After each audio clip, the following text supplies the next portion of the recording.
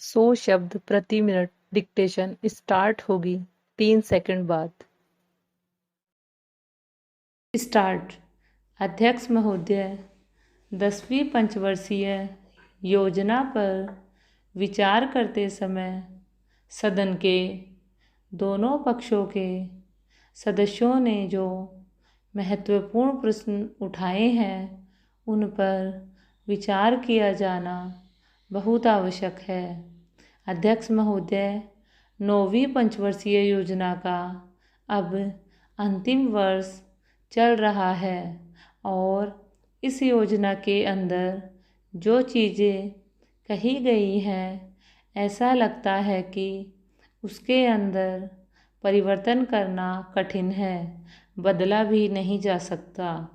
अध्यक्ष महोदय, कुछ चीज़ें की जा सकती है, उसके अंदर आज भी कुल कितना खर्च है यह तय नहीं किया गया, केवल कटौती ही निश्चित की गई है।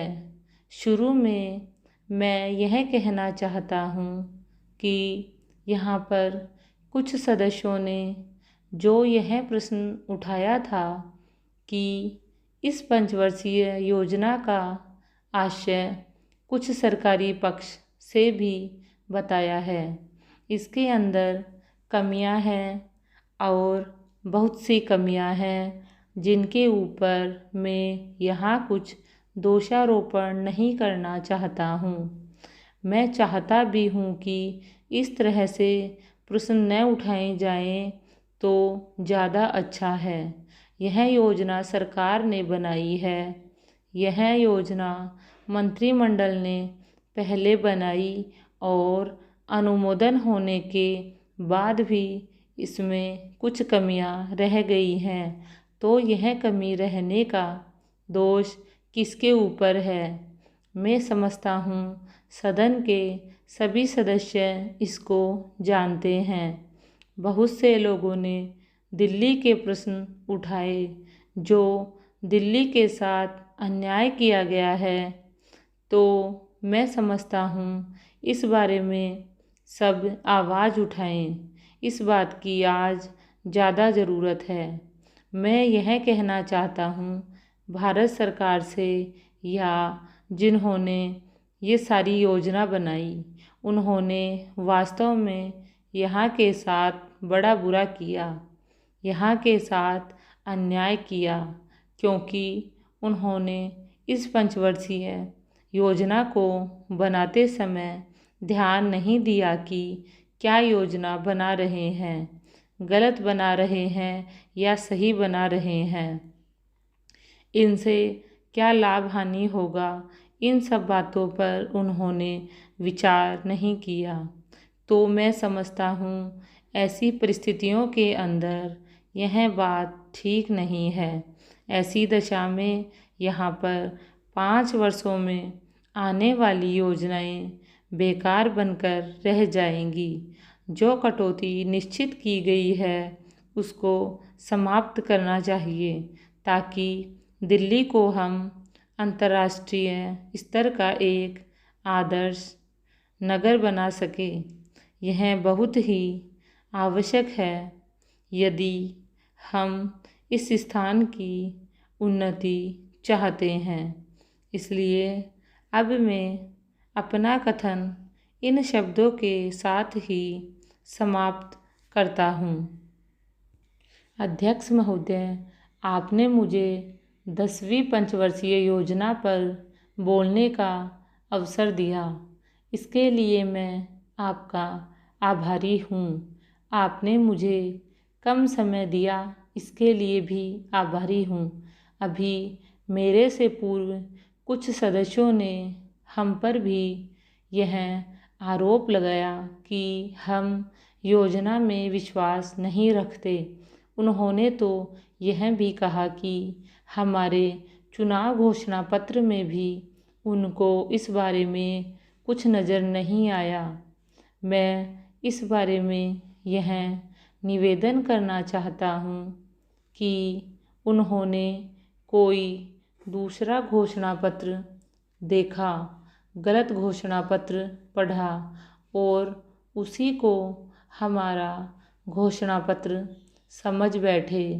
लेकिन मैं यह कहना चाहता हूँ कि हमारा घोषणा पत्र इस समय मेरे पास है।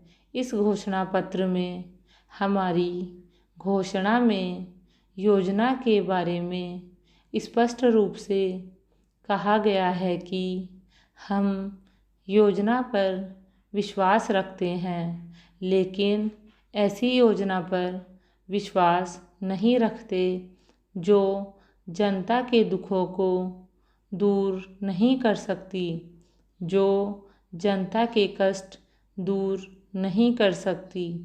आज तक जितनी भी योजनाएं बनाई गई है, जिन्हें हम पहली पंचवर्षीय योजना, दूसरी पंचवर्षीय योजना और 10वीं पंचवर्षीय योजना आदि कहते हैं, और उन योजनाओं में हमने जो कुछ निर्धारित किया उनसे हम जनता के दुखों को दूर नहीं कर सके और जनता के कष्ट दूर नहीं हुए। इन योजनाओं के परिणाम भी हमारे सामने हैं। बड़े बड़े अनुभवी बैठे, उन्होंने योजना बनाई, लेकिन योजनाएं ठीक प्रकार से कार्यान्वित नहीं की गई। उन योजनाओं में काफ़ी दोष थे, जिसके कारण ये योजनाएं लोगों के दुखों को दूर नहीं कर सकी। लोग दुखी ही रहे। मैं यहाँ पर कहना चाहता हूँ कि जो हमारी योजना थी उसका परिणाम क्या निकला। उसका परिणाम यही निकला कि हमें रुपए का मूल्य कम करना पड़ा। जो योजना होती है वह राष्ट्रधन को ऊंचा करने के लिए बनाई जाती है, लेकिन हमारे सामने आंकड़े हैं। इसका परिणाम हमारे सामने है। हमने अब तक 9 पंचवर्षीय योजनाएं कार्यान्वित की है, लेकिन हमारी प्रति व्यक्ति आय में और जीवन स्तर में अपेक्षित वृद्धि नहीं हुई है। यह दुख की बात है। मैं यह कहना चाहता हूँ कि हमारा ऐसी योजना में विश्वास नहीं है जो जनता के कष्टों को, जनता के दुखों को दूर न कर सके। हम ऐसी योजनाओं पर विश्वास करते हैं जो उनकी आयु बढ़ा सके, उनका आर्थिक विकास कर सके, उन्हें उन्नत कर सके।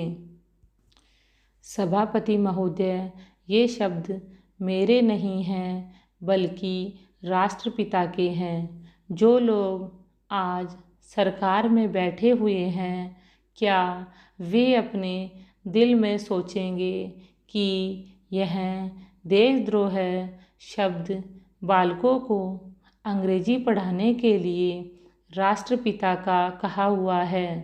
आज 54 वर्ष देश को स्वतंत्र हुए हो गए हैं, लेकिन राष्ट्रपिता की इस बात पर आज तक ध्यान नहीं दिया गया है। अंग्रेजी भाषा को पढ़ाना क्यों बंद नहीं किया गया और उसको दैनिक कार्यों में क्यों प्रयोग में लाया जाता है।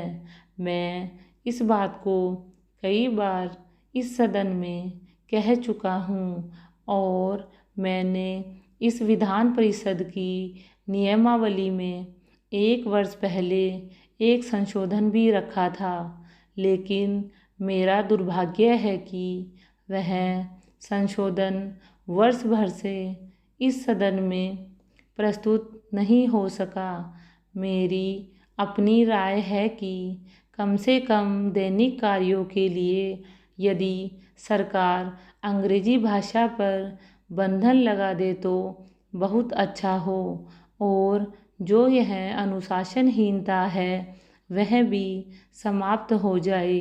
सभापति महोदय, जैसा कि मेरे मित्र ने कहा, लड़कों के माता पिता अंग्रेजी का प्रयोग करते हैं और उनके शिक्षक भी उसका प्रयोग करते हैं, फिर बालकों पर उसका प्रभाव क्यों नहीं पड़ेगा। स्टॉप।